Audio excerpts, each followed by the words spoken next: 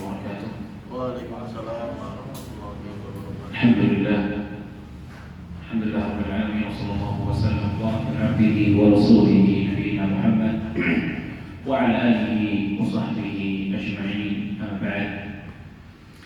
Insyaallah pagi hari ini saya ingin membahas ada satu peristiwa di Sirah Nabawiyah, tepatnya pada saat para sahabat Nabi Sallallahu Alaihi Wasallam mereka berhijrah untuk pertama kalinya.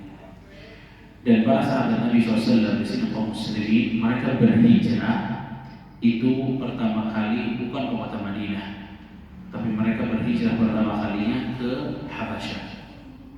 Di Habasyah itu terdapat seorang raja yang kata Nabi Sallallahu Alaihi Wasallam la yadhlimu ahad. Raja ini punya satu sifat yang begitu terpuji. Sifatnya adalah tidak zalim sama sekali. Ya, raja di sini tidak zalim sama sekali.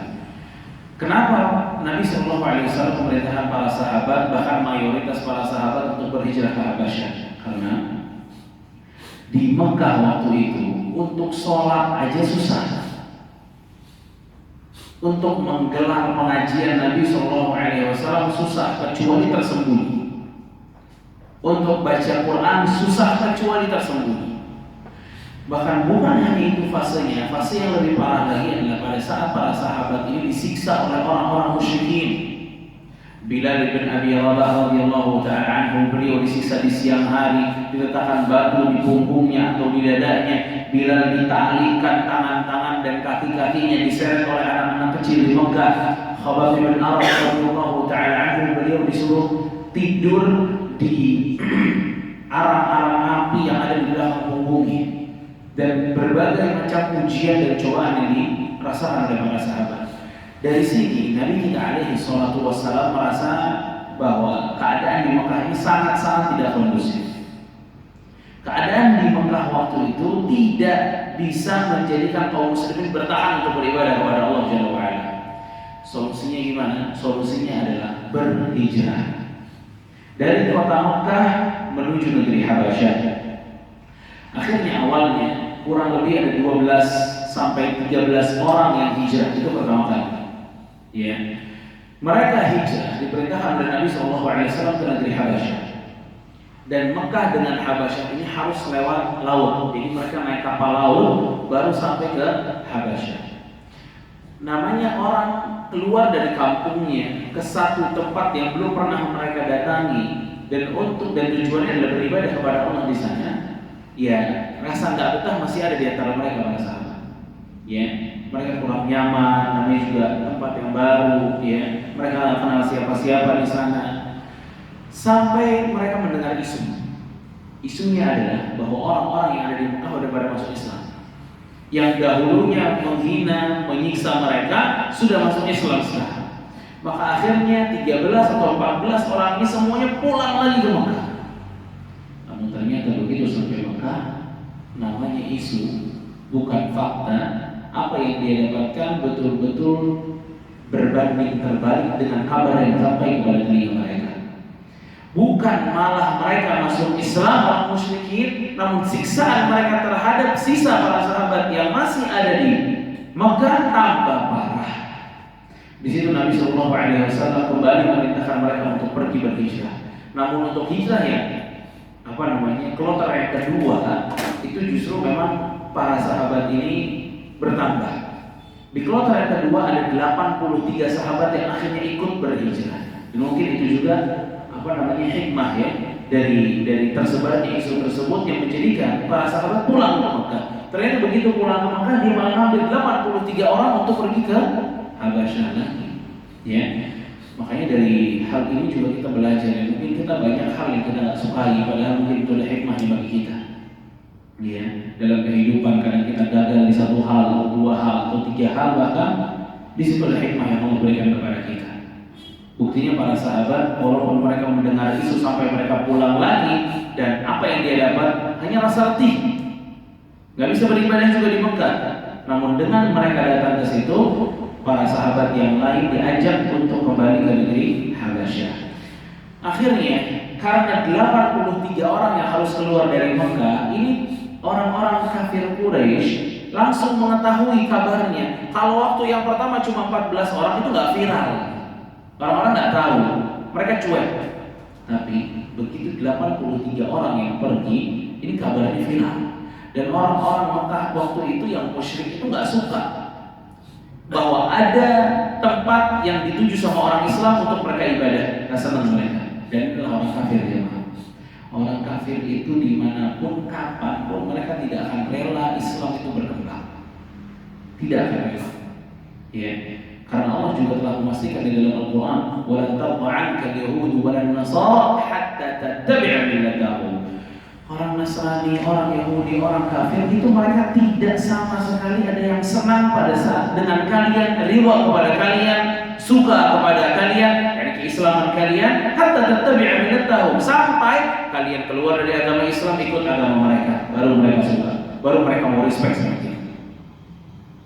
Intinya orang kafir ini dia nggak suka Islam berkembang, nggak mau. Dia akan cari celah bagaimana Islam ini rusak lagi. Ini juga yang diupayakan oleh orang-orang kafir Quraisy. Saat mendengar 83 orang pergi ke Habasyah, orang-orang Quraisy ini meeting gitu, rapat mereka. Siapa yang kita utus ke negeri Habasyah untuk bisikin Najasyi Raja Habasyah, ya, untuk bisikin Najasyi, apaan bisikannya? Untuk mengembalikan orang-orang Mekah yang datang kepada Najasyi, dibalikan lagi kepada kita biar mereka tinggal di Mekah lagi, nggak bisa ibadah di sini. Itu rencana busuknya mereka. Akhirnya terpilihlah 2 orang dari golongan kafir Quraisy. Yang pertama namanya Amr bin As, yang kedua Abdullah bin Abi Rabi'ah. 2 orang ini, Amr bin As dan Abdullah bin Abi Rabi'ah, mereka dua-duanya yang akhirnya akan datang ke Habasyah, ngomong nanti sama Najasyi untuk mengeluarkan kaum muslimin dari negeri Habasyah. Namun mereka datang ke sana bukan dengan tangan kosong ya. Ini cerdasnya mereka juga. Mereka sudah mempersiapkan hadiah demi hadiah. Dulu di Mekah itu paling terkenal tuh hadiahnya kulit ya. Kulitnya nanti bisa bikin selimut atau bisa dibikin jaket, bisa dibikin baju, sepatu dan lain sebagainya. Terkenal banget. Nah, juga terkenal bahwa orang-orang Habasyah ini kalau datang ke Mekah suka beli itu. Maka orang-orang Mekah ini demi melancarkan rencananya mereka mengembalikan kaum muslimin lagi ke Mekah, mereka bawa hadiah yang banyak. Hadiah yang banyak ini bukan untuk Najasyi aja, tapi untuk menteri-menteri yang ada itu akan dikasih semuanya hadiah-hadiah tersebut. Sampai akhirnya mereka pun masuk ke negeri Habasyah, dan sebelumnya kaum muslimin sudah masuk duluan. Amr bin As dan Abdullah bin Abi Rabi'ah, mereka masuk. Saat mereka masuk negeri Habasyah, ya, mulai ketemu menteri yang pertama, mereka bilang rencana kami di sini bahwa telah datang ke negeri kalian anak-anak muda yang bodoh. Kata Amr bin As dan Abdullah bin Abi Rabi'ah, mereka bodoh, mereka keluar dari agama kita, nggak masuk agama kalian juga karena Najasyi waktu itu Nasrani, ya, nggak masuk agama Nasrani tapi keluar dari agama kita. Dan orang-orang ini dicarikan sama bapak-bapaknya. Nih, saya punya hadiah buat kamu. Nanti kalau saya punya kesempatan untuk bertemu dengan Najasyi, kamu dukung saya. Ini kata siapa? Amr bin As dan Abdullah bin Abi Rabi'ah. Ketemu menteri lagi, kasih tahu lagi rencananya plus hadiahnya, rencananya plus hadiah, terus seperti itu. Rencana hadiah berjalan terus sampai di waktu di mana kaum muslimin atau kaum musyrikin bertemu dengan Najasyi. Ya, dan ini hadis yang ada di dalam riwayat Ahmad. Kenapa sih yang diutus itu Amr bin As dan Abdullah bin Abi Rabi'ah? Karena mereka dua-duanya pintar diskusi, pintar ngomong, ya, pintar bikin syubhat. Akhirnya datanglah mereka kepada Najasyi. Saat mereka datang kepada Najasyi, Amr bin As berbicara kepada Najasyi lalu mengatakan, "Innahu qad saba ila baladil maliki minna ghilmanun sufaha." Wahai paduka raja. Pinternya ngomong si Amr bin As ini, nggak terus bilang wahai Najasyi namanya, enggak, wahai paduka raja. Jadi ditinggikan juga Najasyinya sama si Amr bin As. Qad saba ila baladil maliki minna ghilmanun sufaha. Sesungguhnya telah soba itu adalah celaan untuk orang yang keluar dari agama nenek moyangnya. Orang kalau keluar dari agama nenek moyangnya dalam bahasa Arab disebut sobat, itu celaan. Berarti dia tidak menghormati budaya. Nah, Amr bin As bilang, innahu qad saba ila baladil malik. Sungguhnya ada orang-orang yang tidak menghargai agama nenek moyangnya, keluar dari agama nenek moyangnya, tinggal di sini wahai paduka raja. Dan mereka ghilmanun sufaha, dan mereka anak-anak muda yang masih bodoh-bodoh, masih pada kecil. Jadi kalau kita bilang belum muncul semua masih belum ngerti apa-apa. Ya. Faraqu dina qaumihim wa lam yadkhulu fi dinikum. Mereka keluar dari agama kita dan juga tidak masuk agama kalian. Nih, Amr bin As kepada Najasyi. Wa ja'u bi dinin mubtada'in la na'rifuhu nahnu wa la antum. Dan mereka datang dengan agama yang bid'ah, kata Amr bin As. Agama yang baru. Bukan agama kami, bukan agama kalian. Fa idza waqad ba'athna ila al-malik fihi mashafa qaumihim. Dan kami semua ini berdua ini diutus oleh petinggi-petinggi kami di kota Mekah, keluarga-keluarga mereka di kota Mekah untuk mengambil mereka kembali dan bawa kembali pulang ke negeri Mekah. Fa idza kallamna al-malik fihi fa ashiru alayhi bi an yuslimahum ilayna wa la yukallimuhum. Lalu karena tadi sudah sepakat, menteri-menteri ini harus mendukung siapa namanya Amr bin As. Saat dikatakan oleh Amr bin As, kita mau minta kembali lagi orang-orang Mekah, seluruh menteri-menterinya itu ikut ngomong. Ya udah balikin aja. Udah ngomong mereka nggak pantas di sini wahai raja. Ini orang Mekahnya udah mengambil mereka, biar mereka tinggal di Mekah lagi. Ternyata Najasyi mendengar pecahan menteri-menterinya marah. Kata Najasyi, beliau mengatakan, la wallah, tidak demi Allah, saya tidak akan mengusir orang-orang yang telah memilih tanah kita sebagai tempat tinggal untuk mereka. Jadi ini keadilan Najasyi. Sampai saya panggil mereka, saya ajak bicara mereka. Kalau benar apa yang dikatakan oleh orang dua ini, maka kita serahkan mereka. Namun kalau tidak, biarkan mereka di sini. Ini keadilan dari siapa? Najasyi. Dari sini ya, ikhwan dan akhwat sekalian, kita kalau mau menghukumi sesuatu itu jangan pernah dengar dari satu pihak. Kita nggak bakal adil kalau dengar dari satu pihak. Kita harus dengar dari dua pihak. Yang dikatakan korban kita harus dengar, yang dikatakan dia pelakunya pun kita harus dengar. Gak bisa dengan satu kasus kemudian cuma satu orang yang ngomong lalu kita menghukumi. Gak bisa. Ini nggak boleh dalam Islam. Kalau mau adil, dua-duanya harus dengar. Yang kanan didengar, yang kiri juga didengar. Ya. Karena beberapa kasus, terutama kasus masalah perceraian, ya, ini selalu kalau perempuan atau istri itu cerita tentang kasusnya, isinya semuanya apa? Terzolimi sebagai korban, selalu sebagai korban, ya. Tapi seorang hakim tidak akan menghukumi apapun sampai dipanggil suaminya dan ditanya suaminya, bagaimana yang terjadi di rumahnya.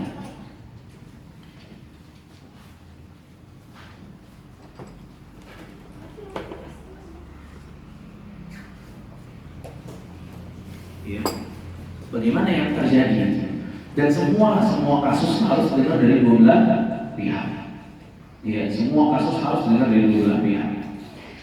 Itu yang dilakukan oleh Najasyi. Ini karena sifatnya Najasyi seperti ini. Rasul bilang apa tadi untuk Najasyi? La yadhlimu ahadan. Dia tak zalim sama orang.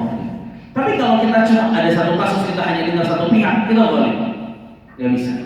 Ya, jadi kita harus mendengar dua belah pihak apapun kasusnya. Akhirnya Najasyi memanggil kaum muslimin yang telah berjumlah 83 orang kurang lebih untuk menghadap Najasyi, akan disidang oleh Najasyi di hadapan Amr bin As, di hadapan Abdullah bin Abi Rabi'ah, dan di hadapan para pendeta-pendetanya, di hadapan para menteri-menteri. Sampailah kabar ini kepada orang-orang Islam. Di situ para sahabat begitu mendengar bahwa Abdullah bin Abi Rabi'ah dan Amr bin As itu datang, ya, ngomporin Najasyi untuk mengambil mereka lagi kembali ke Mekah, mereka udah panik. Khawatir Najasyi itu terpengaruh dengan Amr bin As serta Abdullah bin Abi Rabi'ah. Sampai akhirnya datang kabar Najasyi minta ketemu dengan mereka. Di situ kaum muslim itu rapat. Mereka meeting berembuk, nih apa yang harus kita omongin. Akhirnya di antara mereka mengatakan, "Mada naqul?" Kita bakal bicara apa depan raja? Kita katakan kita agama Islam nih, kita katakan bahwa kita bertauhid nih. Kita bertanya. Sebagian para sahabat yang lain mengatakan, "Naqulu ma qala Allah wa qala Rasul." Iya, kita akan bilang sesuai apa yang Allah dan Rasulnya katakan. Ka'inan dzalika man kana. Terjadilah apapun yang terjadi. Ini kekuatannya para sahabat. Dia tetap membela, mau tetap teguh, mereka tetap kuat, mereka tetap mau jujur. Apapun yang terjadi, kita jangan keluar dari perkataan Allah dan perkataan Rasul. Ini kekuatan, padahal mereka sedikit. Kalau diusir mereka bingung lagi nyari. Tapi itu gak menjadikan mereka takut. Dipanggillah mereka dengan oleh Najasyi. Tibalah hari kaum muslimin 80 orang lebih datang ke kerajaannya Najasyi, ke istananya Najasyi. Di sana ada Amr bin As, Abdullah bin Abi Rabi'ah. Bahkan Najasyi meminta para menteri-menterinya dan pendeta-pendetanya mereka mengambil lembaran-lembaran untuk dicatat nanti, ya, apa saja kesepakatan yang akan terjadi. Salah satu sahabat yang juga Allah berikan kemampuan berdiskusi yang cukup baik itu menjadi juru bicara para sahabat. Sepupunya Nabi SAW namanya Ja'far bin Abi Thalib radhiyallahu ta'ala anhu. Akhirnya berbicaralah Najasyi kepada mereka. Najasyi bilang, kata Najasyi, "Ma hadha dinul ladzi faradtum fihi qaumakum wa lam tadkhulu fi dini wa la fi dini ahad min hadhihi al-umam." Kata Najasyi, kalian ini agamanya apa? Kalian keluar dari agama nenek moyang kalian yang ada di Mekah. Namun di waktu yang sama kalian juga gak masuk agama saya, maksudnya gak Nasrani juga. Bahkan kalian agamanya ini gak pernah dimiliki oleh orang-orang yang ada di sekitar kita. Kalian ini agamanya apa? Ini kata siapa? Najasyi. Kita sama-sama akan mendengar bagaimana perkataan Ja'far bin Abi Thalib dan kecerdasan beliau saat berbicara dengan Najasyi. Beliau bilang, "Ayyuhal malik, wahai paduka raja." Ja'far bin Abi Thalib bilang Najasyi, "Wahai paduka raja." Padahal Najasyi di situ masih kafir. Tapi bukan karena dia kafir kemudian tidak dihormati sesuai dengan statusnya. Tidak, dihormati oleh Ja'far. Wahai paduka raja. Bahkan Nabi alaihi salatu wassalam itu kalau nulis surat ke raja-raja yang ada di sekitarnya, mau raja Romawi, Persia dan yang lainnya, itu selalu menyebutkan mereka sebagai raja. Ila azim Rum, untuk penguasanya Romawi. Karena yang namanya orang memiliki status tinggi, ya dipanggil dengan status itu, karena mereka lebih senang, dakwah pun lebih bisa masuk. Kalau pertama kali kita sudah menjatuhkan mereka tidak ada yang mau masuk dalam Islam.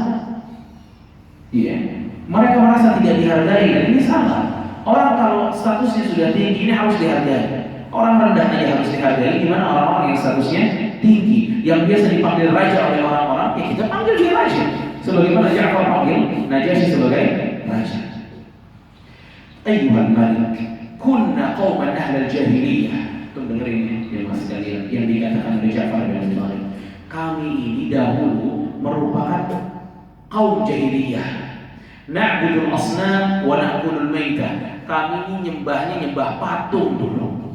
Kami makan bangkai, wa na'til fawahish, dan kami ini kerap berzina, wa naqta'ul arham, senantiasa memutus silaturahmi, wa nusi'u bil jiwar, dan kami ini buruk banget sama tetangga, kami suka jahatin tetangga kami sendiri. Yaqulul qawiyyu minna dha'if, yang kuat di antara kami akan menindas yang lemah.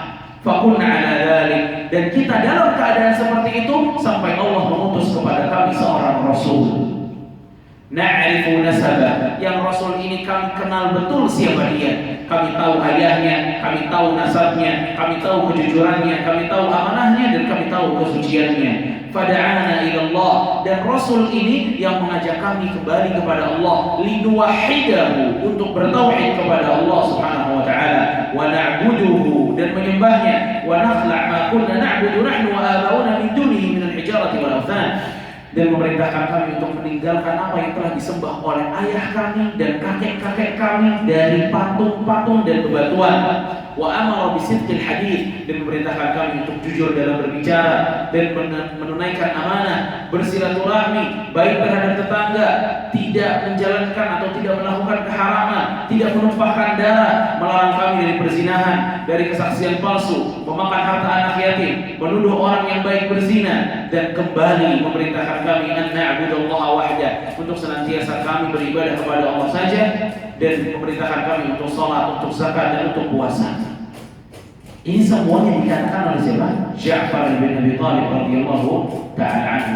Fasaddaqna, lalu kami pun mempercayainya, kami beriman dengannya, kami mengikutinya, kami menyembah Allah Subhanahu wa taala, kami tidak menyekutukan Allah, kami haramkan apa yang telah diharamkan oleh Nabi, kami halalkan apa yang dihalalkan oleh Nabi, kami menjauhi segala hal yang buruk-buruk. Pada saat kami seperti itu, di Ja'far bilang, ya, pada saat kami seperti itu, qaharuna, mereka Amr bin As dan Abdullah bin Abi Rabi'ah serta kaumnya, qaharuna, mereka benci sama kami, mereka menggolimi kami, mereka syaqu alaina, mereka benar-benar membuat peperangan antara diri kami dengan agama kami. Falamma, pada saat keadaan seperti itu, kata Ja'far, ini kisah dari beliau mengatakan, waqtarna, akhirnya saat kami keadaan seperti itu di Makkah, kami pergi ke tempat kamu, wahai Paduka Raja. Kami memilih kamu dibanding raja-raja yang lain. Kami memilih tanah Habasyah dibanding tanah-tanah yang lain, karena kami tahu dan berharap bahwa di sini ada raja yang adil, yang tidak zalim kepada siapapun. Ya. Ini perkataan Ja'far bin Abi Thalib radhiyallahu ta'ala anhu, ya. Ikhwan serta akhwat yang dimuliakan oleh Allah Subhanahu wa taala. Ini perkataan ini menunjukkan alur perkataannya. Kalau kita lihat, Ja'far itu pada saat ditanya agama kalian apa, dijawab langsung nggak itu Islam? Tidak. Ja'far justru menyebutkan keadaan mereka dulu seperti apa. Setelah menyebutkan bobroknya mereka dulu, baru dikasih tahu, nih agama kami nih nyuruhnya ini, kebaikan demi kebaikan. Ini kalau alur ceritanya manusia, ya, alur ceritanya manusia, kalau disebutkan keburukan dulu baru kebaikan, ini kebaikannya akan lebih cemerlang kelihatannya, ya, akan lebih terlihat indah. Beda banget misalnya kalau Ja'far tuh langsung bilang kami agamanya Islam, dia nyuruh kita sholat, dia nyuruh kita puasa, dia nyuruh kita zakat, dia nyuruh kita baik sama tetangga dan lain sebagainya, tanpa pengetahuan sebelumnya bahwa dulu nih sebenarnya kami sama sekali tidak mengenal kebaikan-kebaikan ini. Dan ini dirasa dari Ja'far radhiyallahu anhu, ini adalah salah satu cara seseorang tuh kalau ingin membela Islam, ya. Seperti banyak para ulama yang menjawab pada saat ditanya tentang wanita di dalam Islam. Kenapa wanita di dalam Islam harus pakai jilbab, harus pakai hijab? Ya. Kenapa? Karena dulu wanita ini sebagai barang dagangan, ya. Disebutkan bagaimana dulu keburukannya itu, status wanita di tengah-tengah masyarakat, manusia secara umum, apalagi orang-orang Eropa. Orang Eropa sampai hari ini juga akidah-akidah mereka, orang-orang Yunani dan lainnya, itu masih berikhtilaf, masih berbeda pendapat apakah wanita ini masuk jenis manusia atau jenisnya binatang. Ini lebih parah daripada kaum Arab zaman dulu, ya. Makanya mereka mempermainkan wanita luar biasa, ya. Nah, ini yang dikatakan oleh Ja'far bin Abi Thalib radhiyallahu ta'ala anhu. Sebelum kita masuk lagi kepada ceritanya, antum semua ada yang ingat apa aja yang dikatakan oleh Ja'far, bahwa di zaman dulu seperti apa keadaannya? Menyembah berhala, berzina, memakan harta anak yatim, buruk kepada tetangga, ya. Ini keburukan yang disebutkan oleh Ja'far. Itu maksudnya Ja'far itu keburukan kapan? Dulu zaman jahiliyah. Tapi kalau kita lihat seluruh keburukan yang dikatakan oleh Ja'far bin Abi Thalib radhiyallahu anhu, itu hari ini juga ada.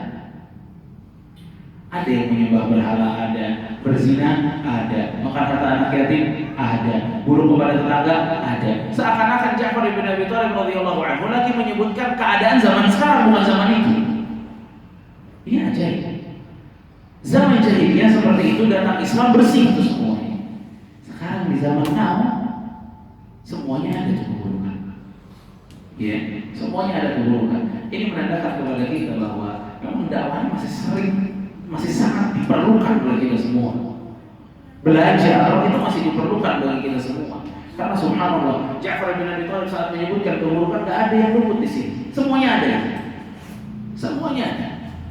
Ya, keburukan terhadap tetangga, berzina, semuanya masih ada di sini. Subhanallah. Padahal dia lagi mengisahkan atau melukiskan bagaimana kejadian. Ya.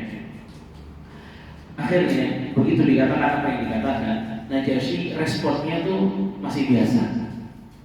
Najasyi bilang lagi sama mereka. Kata Najasyi, hal ma'aka mimma ja'a bihi 'anillahi min syai'. Kalian bawa enggak tuh yang kalian katakan tadi dari Allah Subhanahu wa taala? Maksudnya Al-Qur'annya bawa enggak? Kalau Al-Qur'annya bawa, bacain ke kita. Kata Ja'far bawa, kita akan baca. Ingat Najasyi agamanya apa tadi? Nasrani. Nasrani di waktu itu bahkan sampai sekarang pun ya, mereka kental banget sama nabi-nabi Bani Israel. Dia ngerti Nabi Musa, dia tahu Nabi Musa, dia tahu Nabi Isa, dia tahu Zakaria, dia tahu Maryam, dan tahu masalah-masalah seperti nabi-nabi seperti itu. Dan surat yang dipilih oleh Ja'far itu surat Maryam. Yang dipilih oleh Ja'far itu surat apa? Maryam.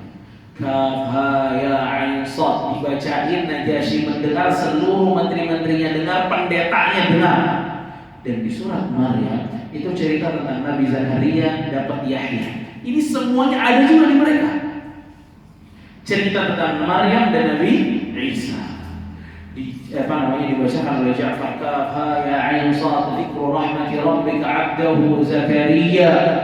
Dibacakan beberapa ayat, dikatakan dalam hadis hatta akhdala lihyatahu, sampai Najasyi menangis sampai jenggotnya basah gara-gara bacaan surat Maryam. Najasyi agamanya apa? Nasrani. Dengan surat Maryam nangis. Bahkan tuh orang-orang menteri-menterinya yang tadinya udah nyiapin tulisan-tulisan atau kertas mereka basah dengan air mata mereka saat mendengar surat Maryam. Yang Nasrani nangis dengan surat Maryam. Kita pernah nangis dengan surat Maryam. Kita baca Quran tuh nggak nangis, mereka nangis.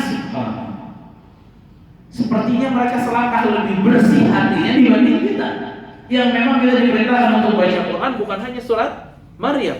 Kita diperintahkan oleh Allah Subhanahu wa taala baca seluruh surat di dalam Al-Quran. Tapi masalahnya, apakah kita tersentuh atau tidak tersentuh? Ini Najasyi hanya dengan surat Maryam tersentuh, subhanallah. Ya.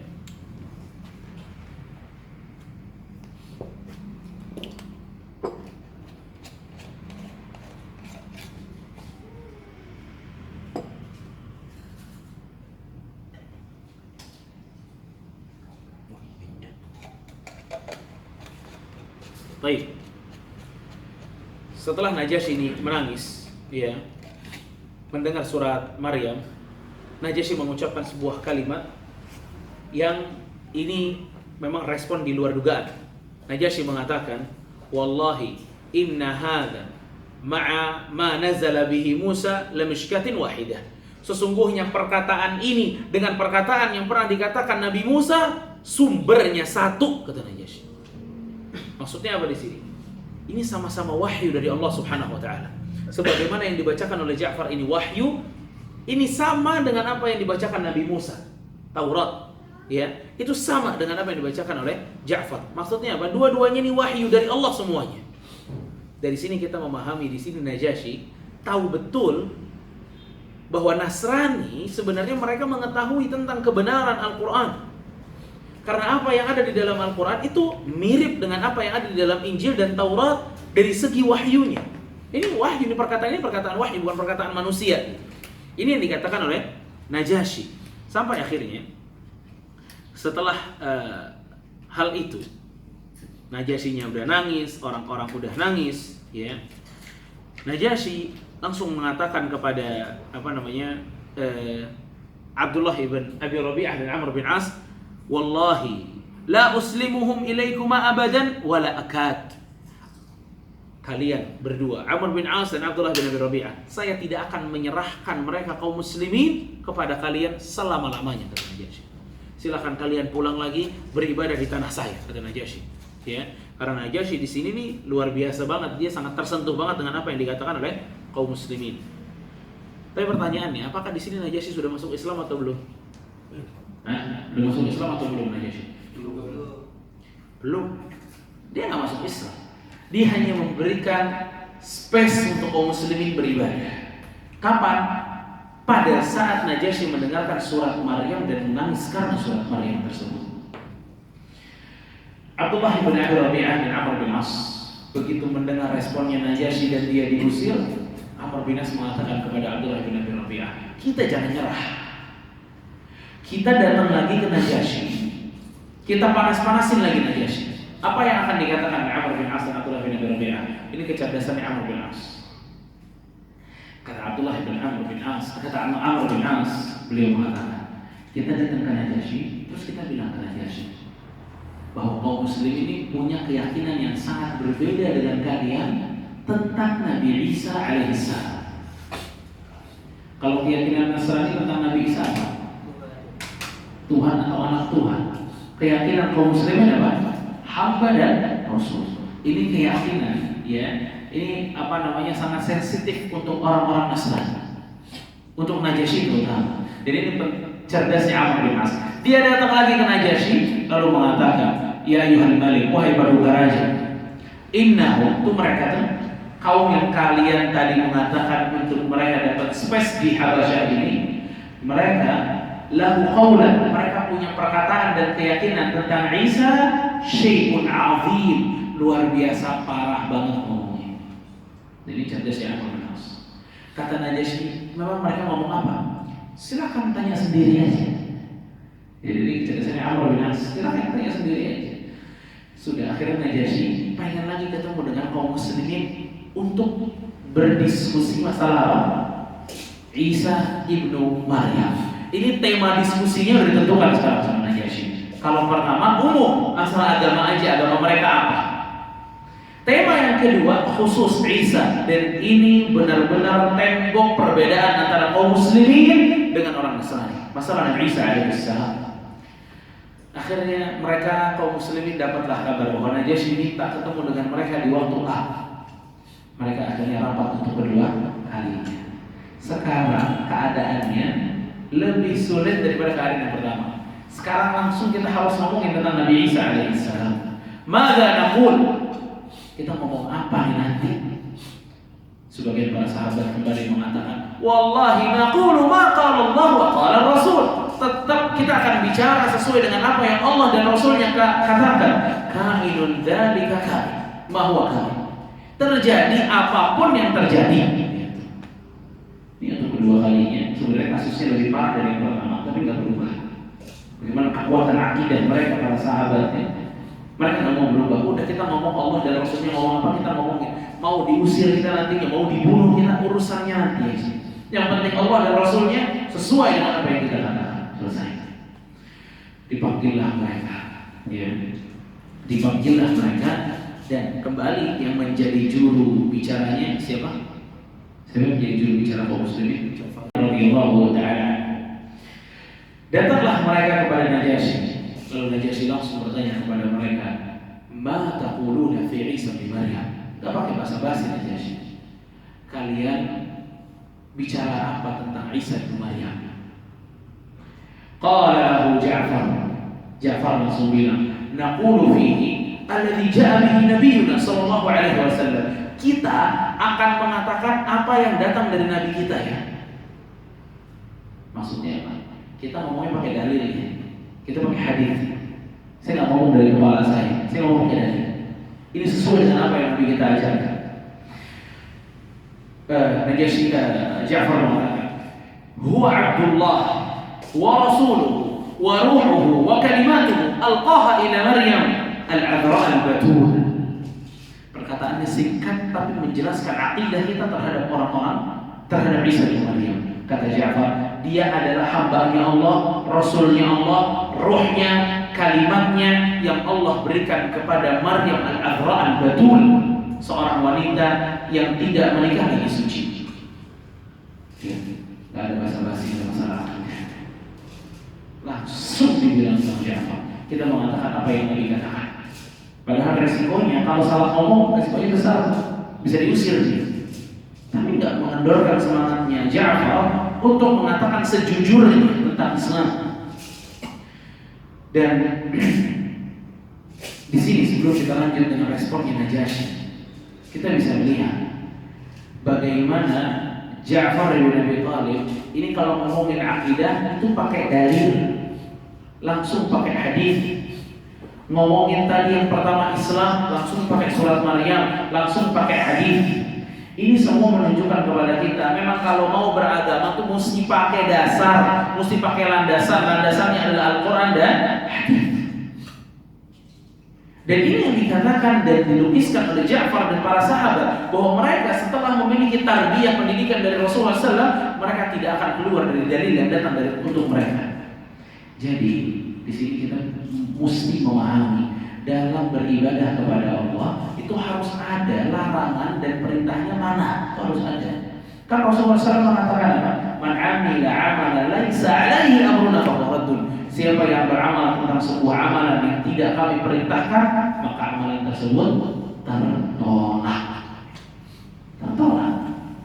Jadi kalau kita beragama tanpa memiliki dalil, tanpa tahu ini ayatnya yang mana, ini ibadah ini hadisnya apa, ibadah yang itu hadisnya apa, ini akan mudah sekali untuk dirampungkan agama kita. Iya, misal kita ini sholat sebagaimana yang kita sholat sekarang itu bukan karena melihat atau mengetahui Nabi SAW, tapi melihat bapak kita sholat, ibu kita sholat begitu, kita ikut. Orang yang beribadahnya dengan tipe seperti ini sangat jauh berbeda dengan orang yang kalau takbirnya seperti ini, dia tahu bahwa ini takbir, di sini tangannya itu dilakukan oleh Rasul SAW. Ini beda banget nilai ibadahnya. Pengaruh ibadahnya beda banget. Yang satu ikut sama orang tuanya, alhamdulillah benar. Kalau salah, ribet lagi urusannya. Ini mereka mengikuti Nabi SAW. Makanya kan pesan Nabi SAW, "Shollu kama sholatlah kalian sebagaimana kalian melihat siapa." Melihat orang tua kalian sholat, melihat bapak kalian sholat, melihat kakek kalian sholat, melihat kakak kalian sholat, melihat ustadz kalian sholat. Tidak. Shollu kama ra'aitumuni usolli. Sholatlah kalian sebagaimana kalian melihat saya sholat. Itu kan menandakan bahwa kita sholat itu bukan ngikut satu dua orang, ngikut Nabi SAW. Tandanya kita mesti belajar tentang hal-hal seperti itu. Apakah hal ini pernah dilakukan oleh Nabi SAW atau tidak? Makanya Nabi SAW mengatakan dalam hadis Aisyah, siapa yang beramal dengan sebuah amalan yang kami tidak punya contohnya, kami tidak memerintahkannya, maka amalan tersebut tertolak. Dan ini yang dilakukan Ja'far bin Abi Thalib radhiyallahu anhu. Naqulu fihi alladhi qala bihi nabiyuna. Kita katakan sesuai dengan apa yang Nabi kita katakan. Ya. Sekarang kita lihat apa respon dari Najasyi. Najasyi, beliau setelah mendengar penjelasannya Ja'far, beliau mengatakan, "Fadaraba Najasyi yadahu 'ala al-ard fa'akhadha minha 'udan." Tiba-tiba Najasyi itu ngambil satu kayu yang ada di dekat dia, kemudian dipegang oleh Najasyi, lalu mengatakan, "Ma'ada Isa bin Maryam ma qulta hadzal 'ud." Isa sama tongkat ini sama. Apa maksudnya? Isa makhluk, tongkat ini juga makhluk. Ini luar biasa. Berarti Najasyi berubah tuh. Keyakinan Najasyi di situ apa? Berubah. Dan kalimat Najasyi ini bikin semua menteri-menterinya, pendeta-pendetanya tuh kaget banget dengan responnya Najasyi. Kok dari Tuhan jadi makhluk? Selama ini keyakinan kita Isa itu Tuhan. Kenapa sekarang sama dengan satu tongkat itu? Kenapa jadi makhluk? Gara-gara perkataan Ja'far. Mereka ini pada daun-daun, pada batuk-batuk untuk menteri-menterinya. Karena nggak enak dengar Najasyi ngomong seperti itu. Ini benar nih ngomong ini. Apa kata Najasyi? Wa inna khartum wallah. Walaupun kalian batuk-batuk demi Allah, Isa tidak beda dengan ini. Di situ Najasyi berubah. Yang dulunya meyakini bahwa Isa bin Maryam itu sebagai Tuhan, sekarang berubah. Isa hanya sebagai makhluk. Di situ Najasyi mengatakan, "Antum suyumun bi ardi." Silahkan kalian wahai kaum muslimin beribadah di tanah Habasyah, kalian di bawah perlindungan saya, aman di sini. Akhirnya kaum muslimin itu kejadian tahun 5 Hijriah. Tahun 5 Hijriah baru balik lagi ke Rasulullah SAW. 5 kenabian. Ya, baru kembali lagi ke Rasulullah SAW itu di tahun 6 Hijriah. Berarti kurang lebih kan Nabi SAW itu berdakwah di Mekah 13 tahun. Ini tahun kelima mereka hijrah ke Habasyah. Berarti ada sisa berapa tahun? 8 ditambah dengan 5 tahun. Berapa tahun? 8 tambah 5 berapa? 13 tahun kurang lebih kaum muslimin hidup di negeri Habasyah. Ya. Dari sini ya rahimahullah. Akhirnya para sahabat pun mereka beranak di sana, nikah di sana, akhirnya mereka punya keturunan di sana. Mereka punya keturunan sampai 13 tahun di kota atau di negeri Habasyah. Najasyi, iya, itu satu-satunya orang yang Nabi SAW melakukan sholat gaib. Tahu sholat gaib? Kalau ada yang meninggal di satu tempat yang tidak ada yang menyolatinya di sana dan dia musyrik, disolatin di tempat mana aja. Waktu Nabi SAW mendapatkan kabar Najasyi meninggal dan Nabi SAW di Madinah, Nabi SAW melakukan sholat gaib untuk sholat jenazahnya Najasyi yang ada di Habasyah. Kenapa? Karena Najasyinya sudah Islam, masyarakatnya belum Islam. Makanya Najasyi ini, ya, dia termasuk orang Islam gara-gara apa yang dikatakan oleh Najasyi tentang Nabi Isa alaihissalam. Lalu kemudian mungkin Najasyi bersyahadat, kemudian tidak mendapatkan riwayatnya. Intinya Najasyi itu wafat dalam keadaan Islam. Kalau bukan wafat dalam keadaan Islam, Nabi SAW tidak akan sholat gaib untuk ini. Ya. Di sini ada faedah. 13 tahun kaum muslimin hidup di kota atau di tempat Najasyi yang masyarakat secara mayoritasnya adalah Nasrani, tapi nggak pernah tercatat bahwa Ja'far bin Abi Thalib dan kawan-kawan ikut merayakan Natal di Habasyah. Padahal mereka itu sedikitan gitu. Paling berapa orang kalau dibandingin dengan masyarakat Nasrani-nya. Tapi mereka tidak terkontaminasi. Mereka juga tidak pernah tercatat mereka ikut tahun barunya Masehi. Nggak pernah. Mereka tidak terkontaminasi. Ajaibnya di Indonesia yang muslimnya banyak, Nasraninya lebih sedikit, ikut merayakan mulai dari Natalnya, apalagi tahun baruannya. Ya, ini kan menyedihkan. Muslimnya yang banyak itu jadi apa? Kuat. Ini subhanallah sebaliknya. Justru yang sedikit itu para sahabat, yang minoritas malah mereka jadi apa? Kuat. Memang ini bukan masalah jumlah, ini masalah hati dan keimanan. Masalah hati dan keimanan. Kalau hatinya kuat, mereka kuat bertahan dalam keimanannya mereka, dalam agamanya mereka.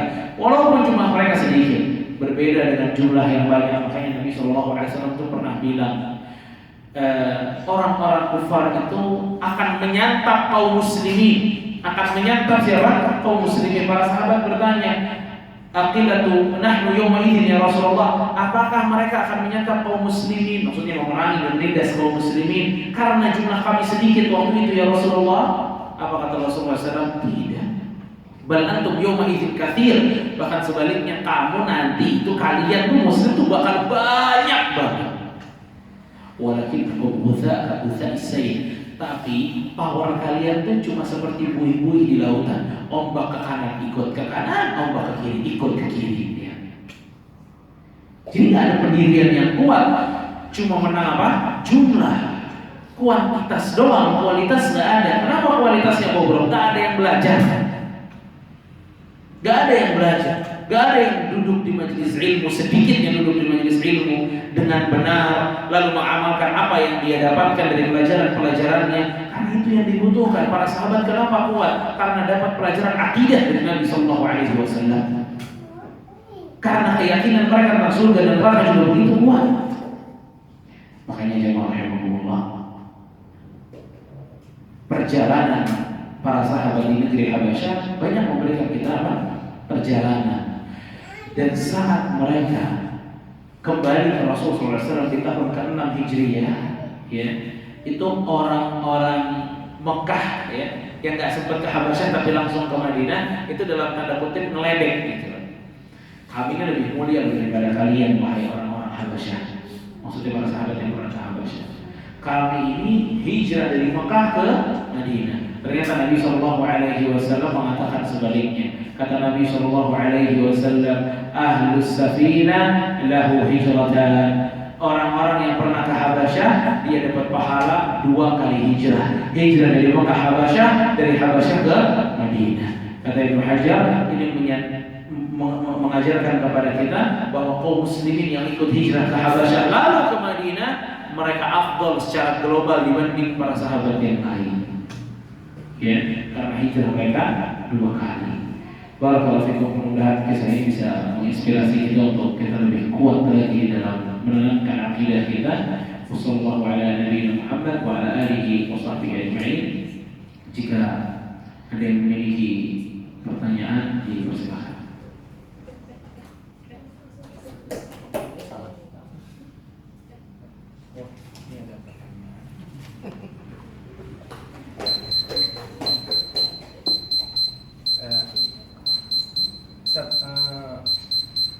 Tadi ketika Ja'far membantah keyakinan orang Kristen Nasrani dengan dari dalil-dalil yang ada di Al-Quran, pertanyaannya adalah apakah boleh sekarang ini banyak orang-orang yang mempelajari Injil gitu ya, mempelajari agama Nasrani, menelitinya, lalu membantah dengan apa-apa yang mereka punya gitu. Maksudnya dari dalil-dalil mereka sendiri, dari Injil mereka sendiri, mereka membantah seperti itu. Apakah metode seperti itu dibenarkan?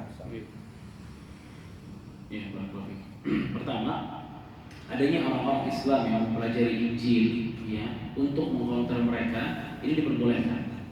Ya, ini diperbolehkan untuk mengetahui di mana kira-kira kelemahan yang paling lemah agar bisa dikonter dari situ. Tapi catatan bagi kita, yang mempelajari Injil itu memang orang-orang yang sudah mumpuni dalam keislamannya. Jangan gara-gara mempelajari Injil malah dia memiliki keraguan tentang agamanya sendiri, tentang Islamnya. Dia Islamnya belum matang tapi pelajari Injil. Al-Quran belum pernah khatam tapi pelajari Injil, ini kebodohan namanya. Ya, dia sedang main di pinggir jurang. Dia akan jatuh kepada agama yang lain. Alhamdulillah. Ya, seperti satu orang dulu di Saudi namanya Abdullah Al-Qasimi. Abdullah Al-Qasimi, ya, dia memiliki pengetahuan yang cukup baik sebenarnya. Lalu kemudian meneliti tentang orang-orang ateis kalau tidak salah, kemudian akhirnya jadi ateis malah nantinya. Ya, makanya kita nggak boleh sembarangan ya baca di Google misalnya lihat-lihat Injil dan lain sebagainya, bahaya, syubhat bagi kita. Ya, syubhat bagi kita, atau mendengarkan video-video di YouTube tentang orang Nasrani ngomong ini, ngomong itu. Nanti kalau ada omongan-omongan yang nggak bisa dikonter dengan ilmu yang kita miliki, berbahaya. Kita kan nggak boleh ada keraguan bahwa agama yang benar cuma satu, Islam. Kalau ada keraguan nanti kita bisa dikufur. Ya, makanya ini dirawat, keimanan dijaga dan dirawat. Ya. Kedua, metode itu pun diperbolehkan. Ya, metode itu pun diperbolehkan. Sebelumnya orang-orang tersebut juga harus menguasai dalil-dalil dalam Al-Quran dan Sunnah tentang orang-orang Nasrani. Namun metode itu pun diperbolehkan. Ya, karena dalam Al-Quran juga beberapa kali Allah Subhanahu Wa Taala menyinggung di kitab kalian ada, di kitab kalian ada gitu terus. Ya, itu juga menandakan metodenya Allah Subhanahu Wa Taala beberapa kali dalam Al-Quran mereka itu dari kitab mereka sendiri. Allah. Ada lagi? Selamat. Bismillahirrahmanirrahim. Berkenaan dengan di musim Natal, Ustaz, ya, itu ada salah satu ormas yang menjaga umat Nasrani untuk beribadah. Ini apakah termasuk ta'awun yang dilarang atau gimana, Ustaz? Ya,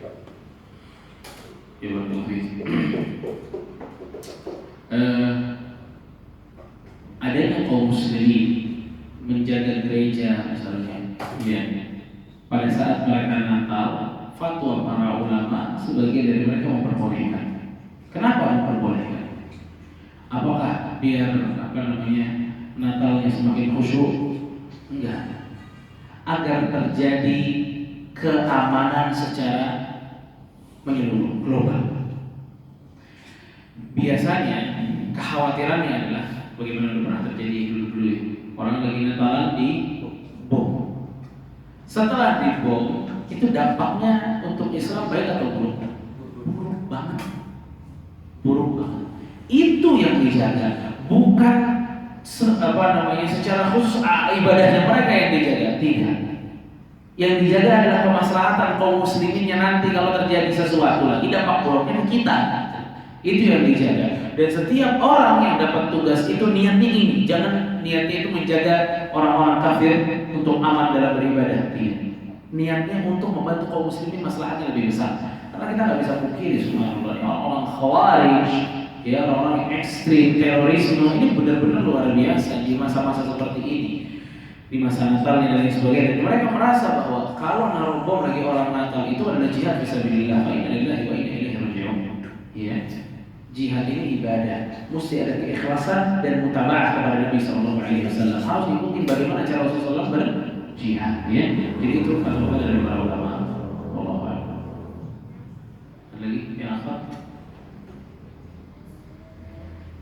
Baik, ada pertanyaan, bagaimana cara agar bangkit lagi ketika merasa futur? Ya, barakallahu.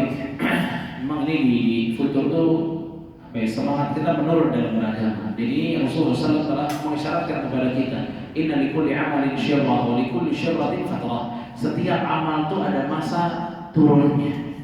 Ya, setiap amalan itu ada masa semangatnya dan ada masa turunnya. Faman, barang siapa yang masa turunnya kepada sunnahku, maka dia akan selamat. Contohnya, di hari-hari dia tidak sedang turun, dia harus jaga ibadahnya. Ibadah yang wajib dan ibadah yang sunnah harus dilakukan. Kalau dia lagi imannya lagi baik, ibadah sunnah dilakukan. Nanti begitu dia futur, ibadah sunnah yang tidak dikerjakan saya wajib. Itu yang dimaksud di atas sunnah, kembali di atas sunnah. Nanti kalau dia jaga yang wajib, nanti akan timbul lagi semangat untuk mengerjakan yang sunnah. Namun yang berbahaya adalah saat seseorang itu lagi semangatnya aja cuma ngerjain yang wajib, lagi semangatnya aja kajiannya cuma sekali. Ini kalau lagi futur habis semua nanti. Maka langkah yang paling tepat adalah pada saat kita semangat, lakukan hal-hal yang bisa kita lakukan. Sunnah ini dijaga, kajian ditambah mungkin jadi 3 kali 1 pekan atau 2 kali 1 pekan. Ya. Kemudian begitu datang futur, 1 yang kita jaga. Ya.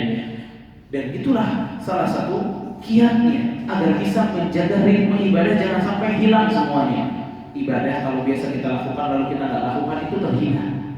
Rasul itu pernah mengatakan, la takun mithla fulan kana yaqumu lail fa taraka qiyamul lail. Jangan kayak dia tuh ya, waktu itu bangun malam, sekarang udah enggak. Terhina. Mungkin orang itu bakal sekalinya bangun malam langsung 8 rakaat kalau berat. Ya, tapi cicil aja 2 rakaat, 2 rakaat, 2 rakaat, nanti baru naik 4 rakaat, nanti naik lagi 6 rakaat, nanti naik lagi 8 rakaat. Begitu malas cuma 2 rakaat yang dia kerjakan. Daripada dia nggak kerjakan sama sekali. Jadi intinya orang yang lagi futur ini memang dia harus betul-betul menjaga lagi ritme yang wajib. Sholat contohnya. Kalau lagi futur jangan main-main, sholatnya jangan ditunda. Nanti tambah hancur nanti, tambah rusak agama kita. Kalau lagi lemah, sholatnya tepat waktu. Yang wajib dijaga, yang wajib dijaga. Nanti kalau yang wajib sudah dijaga, nanti muncul yang lain. Ya. Yang kedua, jangan orang futur ngumpul sama orang futur. Orang lagi down agamanya ngumpul sama yang lagi down juga, nggak beres. Kalau udah tahu kita lagi males, ya kita ngumpul sama orang yang memang memiliki semangat. Nanti syukur-syukur kita diajak kajian sama dia, syukur-syukur kita diingetin sama dia. Tapi kalau kita ngumpul sama yang males juga, nggak berkembang. Ya, jadi ketika kita tuh berdoa kepada Allah Subhanahu wa Ta'ala, ya, berdoa kepada Allah Subhanahu wa Ta'ala, ya. Mungkin yang pertama adalah lingkungan, ya. Lingkungan itu penting banget untuk menjaga stabilitas agama kita. Lingkungan sangat mempengaruhi banget, ya. Jadi gitu ya, Allah Ta'ala. Baik, mudah-mudahan cukup dan bermanfaat. Oh iya, tadi anak masuk masih kosong kelompok, ya, tidak ada orang.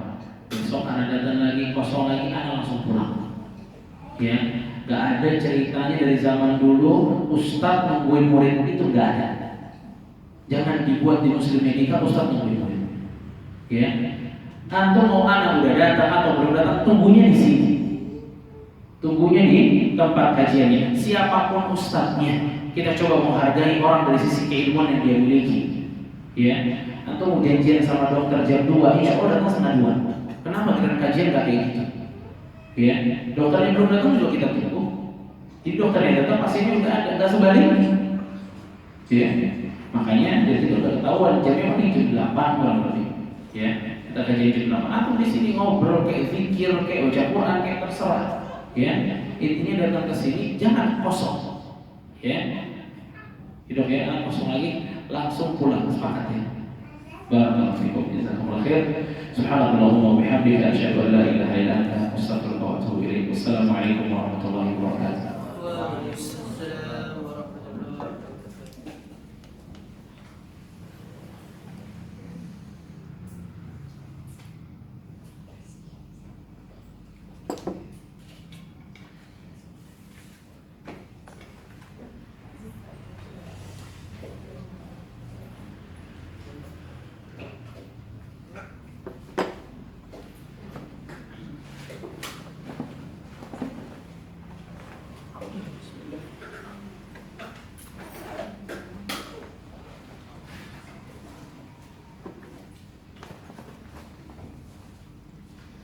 Sama khair.